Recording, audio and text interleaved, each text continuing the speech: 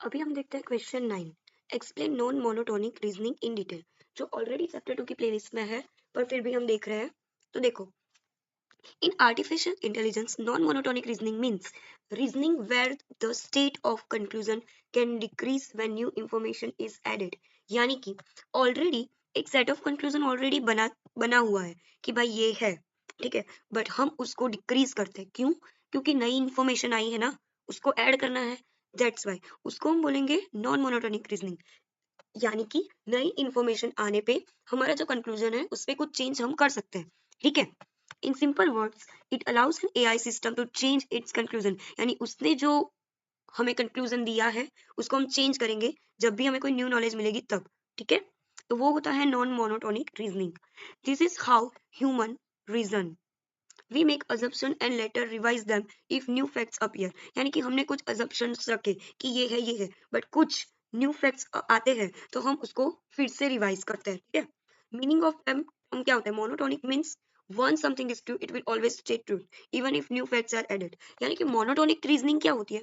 जहाँ पे एक चीज सही है तो वो फिर सही रहेगी, फिर कोई फैक्ट्स नए आए तो भी वो हम उसको चेंज नहीं कर सकते, ठीक है। तो नॉन मोनोटोनिक रीजनिंग जो है वो एकदम ऑपोजिट, इसका पूरा ऑपोजिट है। Some conclusion may no longer be true after adding new information. यानी कि वो कभी भी ट्रू नहीं होंगे। क्यों? क्योंकि हम उसको कोई नए फैक्ट्स आएंगे तो हम उसको वापस से चेंज कर लेंगे, ठीक है। So it helps in reasoning with incomplete and uncertain information, ठीक है। तो ये चीज ध्यान में रखना कि मोनोटोनिक रीजनिंग क्या है और नॉन मोनोटोनिक रीजनिंग क्या है। देखो, बर्ड्स कैन फ्लाई, ठीक है। ट्वीटी इज बर्ड, ठीक है। तो वी अज्यूम दैट कि हाँ ट्वीटी भी फ्लाई कर सकती है क्योंकि ट्वीटी भी बर्ड है, सो दैट्स वाई ट्वीटी भी फ्लाई कर सकती है, ठीक है। तो लेटर वी रन ट्वीटीज पेंगुइन, तो penguin can not be fly, ठीक है। तो यानी कि ये हमने पहले प्रूव तो कर दिया था कि भाई बर्ड्स तो फ्लाई कर ही सकते हैं, ठीक है। ये हमारा कुछ फैक्ट्स था। क्या था ये? हमारा फैक्ट था। तो हमने इस फैक्ट्स के अकॉर्डिंग हमने क्या किया? एक अजम्पशंस बनाए, ठीक है। बट अभी पेंगुइन की बारी आई, यानी कि न्यू कुछ ऐड हुआ इधर कि भाई ट्वीटी जो है वो पेंगुइन है, ऐसा कुछ आया, ठीक है। तो पेंगुइन्स तो नहीं फ्लाई कर सकते ना। तो ये क्या हुआ? हमारा जो फैक्ट था उनको हमने चेंज किया, ठीक है। तो we withdraw our earlier conclusion जो था कि ट्वीटी कैन फ्लाई, जो हमने चेंज कर दिया। जो जब भी हमने कोई न्यू फैक्ट हमने जाना कि भाई penguin can not be fly, तो हमने ये चेंज कर दिया, ठीक है। Why non monotonic reasoning is needed?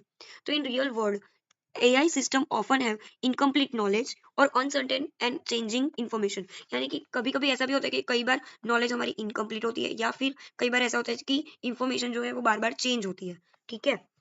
Expectation हमें जनरल रूल्स के अकॉर्डिंग नहीं मिलते तो हमें कुछ चेंज करना पड़ता है, जैसा हमने एग्जाम्पल में देखा। हमारे बहुत सारे टाइप्स है नॉन मोनोटिक रीजनिंग के। तो डिफॉल्ट रीजनिंग हो सकती है, यानी कि assume something is true by default unless contradicted, यानी बर्ड्स नॉर्मली फ्लाई, ठीक है। ये डिफॉल्टिंग ये ट्रू ही है कि बर्ड्स फ्लाई कर ही सकते हैं, भले कुछ भी आए बट ये बाय डिफॉल्ट ये ट्रू ही होगा, ठीक है। ये उसका टाइप है नॉन मोनोटोनिक का। फिर सर्कमस्टेंसेस देखते हैं कि ये टाइप है नॉन मोनोटोनिक रीजनिंग का कि एज्यूम दैट एक्सपेक्टेशन और अब normal things are as few as possible. यानी कि अब नॉर्मल जो थिंग्स होती है, एक्सपेक्टेशन होती है, वो कभी कभी पॉसिबल भी हो जाता है। ऑटो इप्स्टेमेटिक लॉजिक, यानी represent what the system believes about its own belief. फिर आता है यूज इन प्रोलोग। प्रोलोग एक हम आगे बहुत अच्छा टॉपिक है, इंपॉर्टेंट वाला, प्रोलोग वाला, वो हम अच्छे से देखेंगे। निगेशन एज फेलियर, यानी कि if something can not B prove true, कोई चीज है जो अभी प्रूव नहीं हुई कि वो ट्रू है, तो हम इसको एज्यूम करते हैं कि वो फॉल्स है, ठीक है। But if we can't prove a person is rich, assume they are not rich, ठीक है।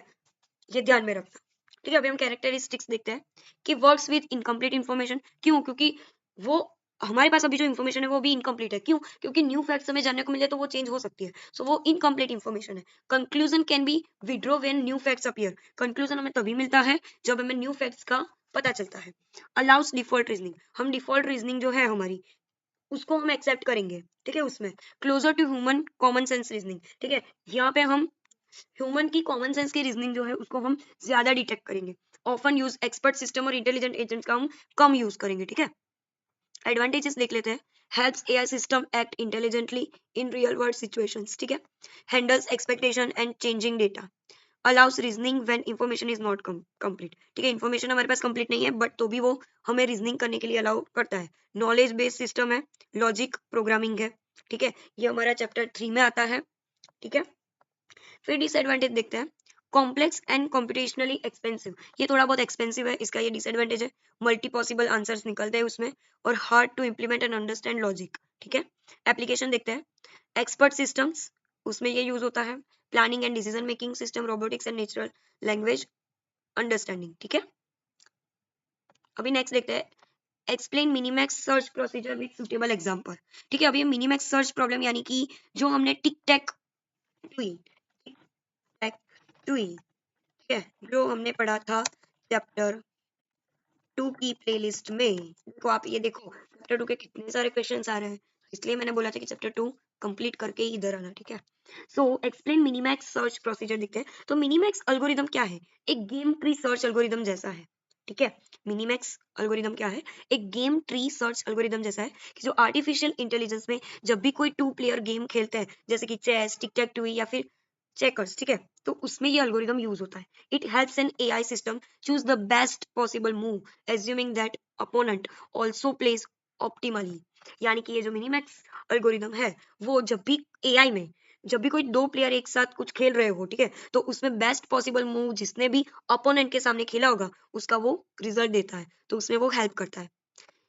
मैक्सिमम यानी कि tries to maximise the score, तो वो विन हो जाता है। मिनिमम यानी कि ट्राइज टू मिनिमाइज, जिससे अपोनेंट जो है who wants max to lose, यानी कि जो अभी हम मिनिमाइज को हम ज्यादा स्कोर करें तो जो ओपोनेंट में जो मैक्सिमम वाला है ना वो लूज हो जाएगा। ठीक है, the game is represented as a tree for moves, each node represent a state of the game. The terminal node क्या होगा? लीव्स हमारे होंगे, और यूटिलिटी क्या होगी? स्कोर होगा हमारा। मिनीमैक्स एल्गोरिदम जो है ना वो बैकट्रैक्स है। क्या है? Backtracks from the leaf node से हम कहाँ जाएंगे? रूट तक जाएंगे। जैसे कि बेस्ट मूव से हम मैक्स तक जाता है वैसे। ठीक है, हमारी प्रोसीजर क्या होगी? पहले तो हम एक डेप्थ देख लेंगे कि क्या है क्या नहीं, उसके बाद हम लीफ नोड पे चले जाएंगे और फिर बैक ट्रैक करेंगे, जिसमें हम एक मिनिमम नोड्स लेंगे और दूसरा हम मैक्सिमम नोड्स लेंगे। ठीक है, इस पे हम देखेंगे कि कैसे हम मिनिमम वैल्यू चूज करें, और इसमें हम देखेंगे मैक्सिमम वैल्यू कैसे हम फाइंड करें जो हमें मिनिमम से बचा सके, मतलब कि जिता सके। फिर हम क्या करेंगे? The value of the root node gives the best possible outcomes for the max player. ठीक है, रूट से हम स्टार्ट करेंगे तो हमें मैक्सिमम प्लेयर को वो मतलब पॉसिबल बेस्ट आउटकम्स दे सकता है। ठीक है, और फिर मूव लीडिंग टू दिस और बेस्ट मूव। देखो हमें इसका एग्जांपल देखते हैं तो हमें अच्छे से पता चलेगा। जो देखो अभी ये जो एग्जांपल है वो एग्जांपल हम क्या देखेंगे? वही वाला एग्जांपल देखेंगे। ठीक है, जो ऑलरेडी चैप्टर 2 की जो प्लेलिस्ट है ना उसमें पार्ट 15 वाला जो वीडियो है ना चैप्टर 2 में, उसमें ये एग्जांपल टिक टैक टू ही है ना, ये मैंने अच्छे से एक्सप्लेन किया है। यहाँ पे पीडीएफ में आपको मिल जाएगा। ठीक है, मिल जाएगा, आपको लिखना जो है वो, बट आप एक्सप्लेनेशन वहां से आप पढ़ लेना। ठीक है, कैरेक्टरिस्टिक देख लेते हैं कि it is a complete search, optimal है, टाइम कॉम्प्लेक्सिटी भी हम फाइंड कर लेते हैं और स्पेस कॉम्प्लेक्सिटी भी फाइंड कर लेते हैं। ठीक है, लिमिटेशन क्या है कि वो थोड़ा बहुत स्लो है और नीड्स इंप्रूवमेंट हमें चाहिए थोड़ी बहुत। ठीक है, एप्लीकेशन कहाँ पे यूज होती है? गेम प्लेइंग में, जैसे कि चेस और चेकर्स और टिक टैक टू में, जिसका हमने एग्जांपल ऑलरेडी देख लिया है, और डिसीजन मेकिंग सिस्टम में जहाँ पे दो एजेंट्स कंप्लीट कर रहे हो वहाँ पे ये यूज होता है।